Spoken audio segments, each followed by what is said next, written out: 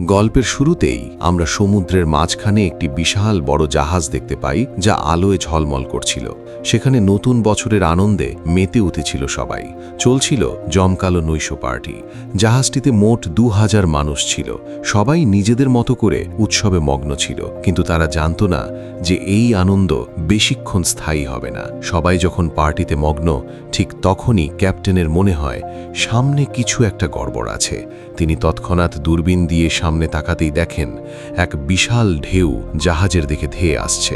দৃশ্যটি দেখে ক্যাপ্টেনের গায়ে লোম খাড়া হয়ে যায়। ক্যাপ্টেন দ্রুত জাহাজটিকে ঢেউয়ের কবল থেকে বাঁচানোর চেষ্টা করেন এবং ভাগ্যক্রমে তিনি জাহাজের দিক পরিবর্তন করতে সক্ষম হন।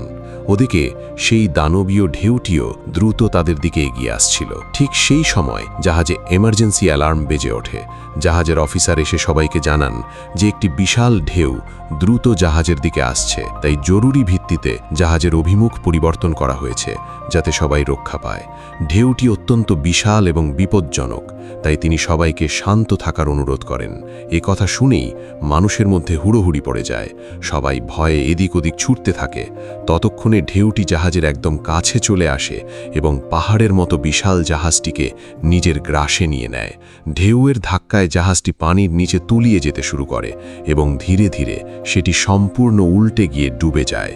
জাহাজ ডোবার সময় ভেতরের জিনিসপত্রের সাথে ধাক্কা লেগে একের পর এক মানুষ মারা যেতে থাকে। জাহাজের কন্ট্রোল রুমে পানি ঢুকে পড়ায় সব ক্যাপ্টেনই প্রাণ হারান। এরই মধ্যে জাহাজের অফিসার এসে জানান যে জাহাজটি পানির নিচে সম্পূর্ণ উল্টে গেছে এবং এখন আর কেউ বাইরে বের হতে পারবে না, কারণ বের হবার সব পথ পানির নিচে ডুবে গেছে। তবে তিনি আশার কথা শোনান যে জাহাজ ডোবার ঠিক আগেই ক্যাপ্টেন রেস্কিউ টিমের কাছে এমার্জেন্সি অ্যালার্ট পাঠিয়েছিলেন, তাই উদ্ধারকারী দল খুব শীঘ্রই তাদের বাঁচাতে আসবে। ঠিক সেই সময় রবার্ট নামের এক ব্যক্তি অফিসারের কাছে গিয়ে ওপরের দিকে যাওয়ার রাস্তা জানতে চান, কিন্তু অফিসার তাকে সাফ মানা করে দেন এবং বলেন যে কেউ কোথাও যেতে পারবে না, কারণ সবাইকে এক জায়গায় আটকে রাখা তার দায়িত্ব এবং উদ্ধারকারী দল যে কোনো সময় চলে আসবে। তাছাড়া সব রাস্তা বন্ধ হয়ে যাওয়ায় বের হবার কথা চিন্তা করাও অসম্ভব। আসলে রবার্টের মেয়ে জাহাজ ডোবার সময় তার থেকে বিচ্ছিন্ন হয়ে গিয়েছিল এবং সেই 2000 মানুষের ভিড়ে তার কোনো খোঁজ পাওয়া যাচ্ছিল না। অন্যদিকে ডিলান নামের এক ব্যক্তির জ্ঞান ফিরে আসে। সে উঠে দাঁড়িয়ে একটি মৃতদেহের পাশ থেকে টর্চ আর একটি ছুরি তুলে নেয়, যা তাকে বের হতে সাহায্য করতে পারে। তখনই জেমি নামের একটি শিশু সেখানে আসে। সে জিজ্ঞেস করে, আপনি কোথায় যাচ্ছেন? ডিলান তাকে জানায় যে সে বাইরে বের হওয়ার রাস্তা খুঁজছে, কারণ তার মনে হয় না কেউ তাদের বাঁচাতে আসবে। ছেলেটি তাকে বলে যে জাহাজের সব পথ বন্ধ হয়ে গেছে, তাই সে বের হতে পারবে না। তবুও ডিলান ওপরের দিকে যাবার চেষ্টা করলে জেমি তার মাকে নিয়ে ডিলানের কাছে আসে। জেমির মা ডিলানকে বলেন, আমার ছেলে বলছে আপনি এখান থেকে বাইরে যাবার চেষ্টা করছেন, কিন্তু বাইরে যাবার পথ তো নিচে পানির গভীরে, তাই আপনি এখন আর বের হতে পারবেন না। ডিলান তখন তাকে আত্মবিশ্বাসের সাথে বলে, আমি এমন একটি রাস্তা চিনি যেখান দিয়ে আমরা সহজেই বেরিয়ে যেতে পারবো। এরই মধ্যে সেখানে রবার্ট এবং রিচার্ড নামের এক বৃদ্ধ ব্যক্তি এসে উপস্থিত হন। রিচার্ড তাদের জানান যে তিনি একজন আর্কিটেকচার এবং এই ধরনের বিশাল জাহাজ সম্পর্কে তার খুব ভালো ধারণা আছে। তিনি তাদের সতর্ক করে বলেন যে এই জাহাজটি এমনভাবে তৈরি করা হয়নি যা উল্টে যাওয়ার পরও দীর্ঘক্ষণ ভেসে থাকতে পারে, তাই এটি বেশিক্ষণ টিকবে না এবং খুব শীঘ্রই পুরোপুরি ডুবে যাবে, যার ফলে তারা সবাই মারা পড়বেন। তখনই রবার্ট ডিলানকে জিজ্ঞেস করেন যে সে ডিস্কো ক্লাবের রাস্তা চেনে কিনা। ডিলান হ্যাঁ সূচক উত্তর দিলে রবার্ট বলেন যে তার মেয়ে সেখানেই আটকে আছে এবং সে নিশ্চয়ই কোনো বিপদে পড়েছে, তাই যেভাবেই হোক তিনি তার মেয়েকে সেখান থেকে উদ্ধার করবেন। এরপর রবার্ট এক ওয়েটারকে বলেন যে সে যদি তাদের সাহায্য করে তবে তিনি তাকে দ্বিগুণ টাকা দেবেন। টাকার লোভে ওয়েটার রাজি হয়ে যায় এবং মোট 6 জন মিলে ওপরের দিকে রওনা হয়। এগোতে গিয়ে তারা একটি লিফটের দরজা খোলে, কিন্তু দেখা যায় যে অন্য পাশে যাওয়ার রাস্তাটি মাঝখান থেকে ভেঙে গেছে।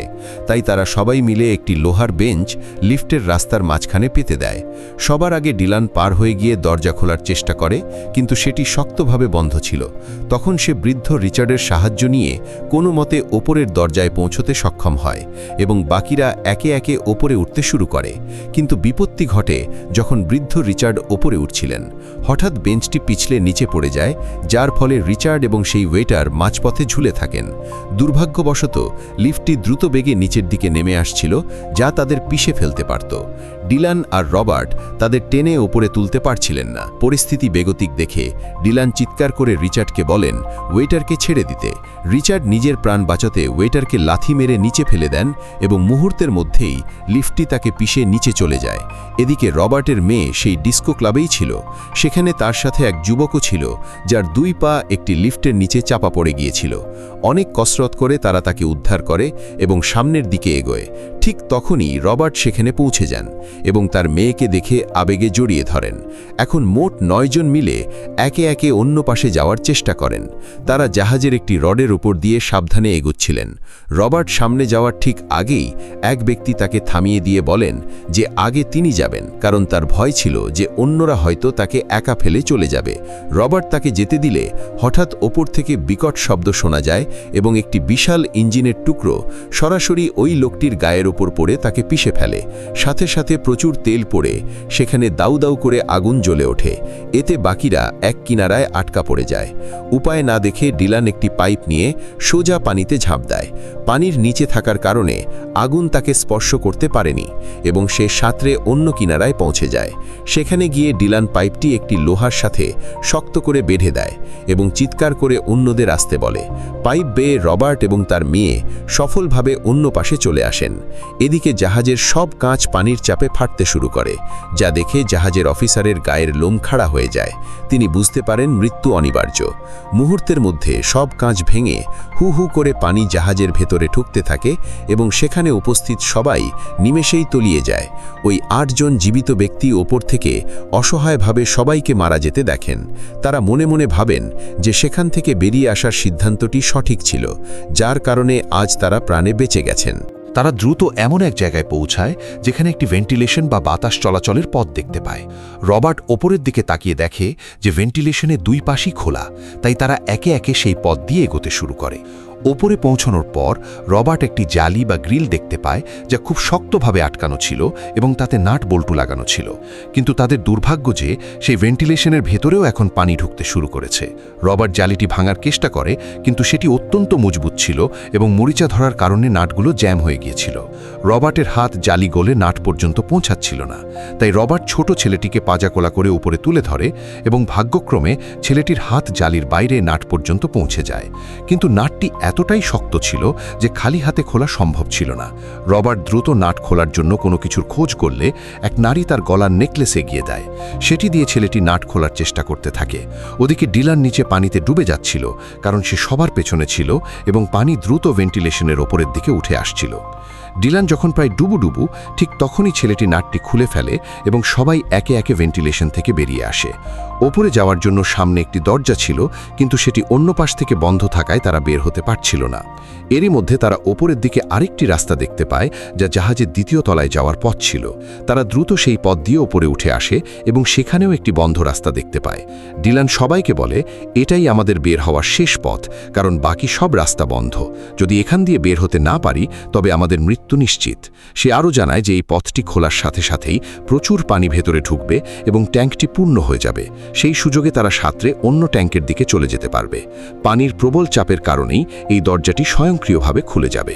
তারা যখন কথা বলছিল তখনই ছেলেটি চিৎকার করে জানায় যে পানি অত্যন্ত দ্রুত গতিতে তাদের দিকে উঠে আসছে। রবার্ট তাকিয়ে দেখে পানির তোড় বুলেটের গতিতে তাদের দিকে ধেয়ে আসছে, যা দেখে তার পিলে চমকে যায়। ডিলান কালক্ষেপণ না করে পানির ভাল্ব খুলে দেয় এবং দেখতে দেখতে পুরো ট্যাঙ্ক পানিতে ভরে যায়। সবাই পানির নিচে তলিয়ে যায়। পানির প্রচণ্ড চাপে একসময় ট্যাঙ্কের দরজা খুলে যায় এবং সবাই স্রোতের সাথে ভেসে অন্য ট্যাঙ্কে চলে যায়। কিন্তু সেখানেও ওপরে ওঠার কোনো পথ খুঁজে পাওয়া যাচ্ছিল না, তাই তারা সবাই দম বন্ধ করে পানির নিচে সাঁতরে এগোতে থাকে। বাকিরা সামনে চলে গেলেও একটি মেয়ের পোশাক পানির নিচে একটি লোহার তারে আটকে যায়। সে সামনে এগোতে পারছিল না এবং ছটফট করার সময় তার মাথা দেয়ালের কোনায় সজোরে আঘাত পায়। এতে তার মাথা ফেটে রক্ত বের হতে থাকে। বৃদ্ধ রিচার্ড ঘটনাটি দেখে ফেলেন এবং কোনো মতে মেয়েটিকে টেনে কিনারায় নিয়ে আসেন, কিন্তু ততক্ষণে অনেক দেরি হয়ে গেছে। মেয়েটি প্রাণ হারায়। এখন কেবল 7 জন সদস্য জীবিত রইল। তারা আবার সামনের দিকে যাত্রা শুরু করে। সামনে তারা স্তূপ হয়ে থাকা কিছু ধ্বংসাবশেষ দেখতে পায়, যা পানির চাপে সেখানে জমা হয়েছিল। রবার্ট সেখান থেকে কিছু জিনিস সরাতেই অন্য পাশ থেকে কারো আওয়াজ শুনতে পায়। সে দ্রুত আরও কিছু জিনিস সরিয়ে ভেতর উঁকি দেয়, কিন্তু সেখানে কেবল একটি ফোন নড়াচড়া করছিল। এটি দেখে রবার্ট অত্যন্ত হতাশ হয়ে পড়ে এবং তাদের শেষ আশাটুকুও নিভে যায়। ডিলান সরাসরি এমন এক জায়গায় আসে যেখানে সে জাহাজের একটি ম্যাপ দেখতে পায়। সেটি দেখে সে বুঝতে পারে যে তাদের এখন জাহাজের 3টি প্রোপেলার বা পাখার কাছে যেতে হবে, যেখান দিয়ে বের হওয়ার শেষ সুযোগ আছে, অন্যথায় সবার মৃত্যু নিশ্চিত। তারা দ্রুত দৌড়ে সে নির্দিষ্ট স্থানে পৌঁছায়, কিন্তু সেখানে গিয়ে দেখে যে সেই পথটিও সম্পূর্ণ পানিতে ডুবে আছে এবং অসংখ্য মানুষের লাশ সেখানে ভাসছে। এটি দেখে ডিলান একেবারে ভেঙে পড়ে, কারণ তার প্রতিটি পরিকল্পনা ব্যর্থ হচ্ছিল এবং সে চোখের সামনে নিজের মৃত্যু দেখতে পাচ্ছিল। তখন রবার্ট ডিলানকে বলে, সবার জীবন বাঁচানোর চেষ্টার জন্য আমি তোমার কাছে কৃতজ্ঞ, কিন্তু আমার মনে হয় না আমরা আর বাঁচতে পারবো, তাই আমাদের পথ চলা হয়তো এখানেই শেষ। ঠিক সেই সময় জাহাজটি প্রবলভাবে কেঁপে ওঠে এবং একটি বিশাল বিস্ফোরণ ঘটে। বিস্ফোরণের ধাক্কায় সমস্ত পানি অন্যদিকে সরে যায়। এই সুযোগ কাজে লাগিয়ে তারা সেই পথ দিয়ে ওপরে উঠে আসে। ওপরে এসেই বৃদ্ধ রিচার্ড যখন ট্যাঙ্কের দরজায় হাত দেন, বাতাসের প্রচণ্ড চাপে দরজাটি ছিটকে তার মুখে লাগে এবং তিনি সোজা নিচে পড়ে যান। রবার্ট ওপরের দিকে তাকিয়ে দেখে যে জাহাজের বিশাল পাখাগুলো উল্টো দিকে ঘুরছে, যার ফলে বাইরের বাতাস ভেতরে ঢুকে আসছিল। রবার্ট একটি ম্যাপে পাখার নিয়ন্ত্রণ সম্পর্কে জানতে পারে এবং ক্রিসকে বলে যে যেভাবেই হোক তাদের এখান থেকে 150 ফুট দূরে অবস্থিত ইঞ্জিন রুমে যেতে হবে। সেখান থেকে ওই 3টি পাখা বন্ধ করতে হবে, নইলে কেউ বাঁচবে না। ক্রিস পরামর্শ দেয় যে পাখার মধ্যে কিছু আটকে দিলে হয়তো সেগুলো থামানো যাবে, কিন্তু রবার্ট রাজি হয় না। সে নিজে গিয়ে পাখাগুলো বন্ধ করার সিদ্ধান্ত নেয়। রবার্ট সাঁতরে কোনো মতে ইঞ্জিন রুমে পৌঁছায়। সেখানে গিয়ে সে দেখে যে ইঞ্জিন বন্ধ করার বোতামটি পুরোপুরি নষ্ট হয়ে গেছে। এরই মধ্যে তার দম বন্ধ হয়ে আসতে শুরু করে। মৃত্যুর ঠিক আগ মুহূর্তে সে এমন একটি বোতাম খুঁজে পায় যা দিয়ে পাখার ঘোরার দিক পরিবর্তন করা যায়। সে দ্রুত সেটি চেপে দেয় এবং সাথে সাথেই সে প্রাণ হারায়। রবার্ট তার বন্ধুদের বাঁচাতে গিয়ে নিজের জীবন উৎসর্গ করে। এদিকে ওই নারীর ছেলেটি পানির তোরে কোথাও হারিয়ে যায়। ডিলান এবং সেই মা তাকে খুঁজতে খুঁজতে এমন এক জায়গায় আসে যেখানে ছেলেটি একটি জালির ওপাশে আটকা পড়েছিল। ডিলান সময় মতো পৌঁছে দরজা খুলে বাচ্চাটিকে উদ্ধার করে এবং তারা বাকিদের কাছে ফিরে আসে। ফিরে এসে ডিলান ক্রিসকে জিজ্ঞেস করে রবার্ট কোথায়। ক্রিস জানায় যে সে পাখা বন্ধ করতে ইঞ্জিন রুমে গেছে, কিন্তু অনেকক্ষণ হয়ে গেলেও ফেরেনি। শুনে ডিলান খুব রেগে যায় এবং তাকে একা কেন যেতে দেওয়া হলো তা নিয়ে ক্রিসকে ধমক দেয়। ডিলান ওপরের দিকে তাকিয়ে দেখে পাখাগুলো এখন উল্টো দিকে, অর্থাৎ বাইরের দিকে ঘুরছে। তার মানে রবার্ট সফল হয়েছে। ডিলান দ্রুত ক্রিসকে একটি সিলিন্ডার দিতে বলে। ক্রিস সিলিন্ডারটি দিলে ডিলান মোক্ষম সুযোগ বুঝে সেটি চলন্ত পাখার ভেতর ছুঁড়ে মারে। সাথে সাথে এক বিশাল বিস্ফোরণ ঘটে এবং পাখাটি ভেঙে চুরমার হয়ে যায়। এটি দেখে ডিলানের খুশির সীমা থাকে না, কারণ এখন তাদের বের হওয়ার পথ পরিষ্কার। সবাই একে একে বের হতে শুরু করলেও রবার্টের মেয়ে জেনিফার তার বাবার অপেক্ষায় ঠাঁই দাঁড়িয়ে থাকে। সে জানত না যে তার বাবা আর এই পৃথিবীতে নেই। ক্রিস এসে তাকে জানায় যে রবার্ট মারা গেছে এবং এখন তাদের চলে যেতে হবে, নইলে সবাই ডুবে মরবে। তারা কোনো মতে ভাঙা পাখাটির পাশ দিয়ে বেরিয়ে সমুদ্রে ঝাঁপ দেয়। সেখানে একটি লাইফ বোট ভাসছিল। তারা সবাই তাতে উঠে পড়ে। ঠিক তখনই বিশাল জাহাজটি তাদের বোটের ওপর পড়তে যাচ্ছিল। তারা প্রাণপণে বৈঠা চালিয়ে নৌকোটিকে দূরে সরিয়ে নেয়। কিছুক্ষণ পর তারা পেছনে ফিরে দেখে সেই পাহাড় সম জাহাজটি চিরতরে অতল সমুদ্রে তলিয়ে গেল। এরই মধ্যে আকাশে উদ্ধারকারী হেলিকপ্টার দেখা দেয়। ডিলান একটি ফ্লেয়ার গান থেকে সংকেত পাঠালে হেলিকপ্টারটি তাদের উদ্ধার করে। এভাবেই বেঁচে যাওয়া মানুষগুলোর জীবন রক্ষা পায়, কিন্তু রবার্ট সবাইকে বাঁচাতে গিয়ে নিজের জীবন দিয়ে দেয়। মুভিটি এখানেই শেষ হয়। যদি এই ভিডিওটি আপনাদের ভালো লেগে থাকে তবে ভিডিওটিতে লাইক দিন এবং আমাদের চ্যানেল মুভি মায়া সাবস্ক্রাইব করতে ভুলবেন না।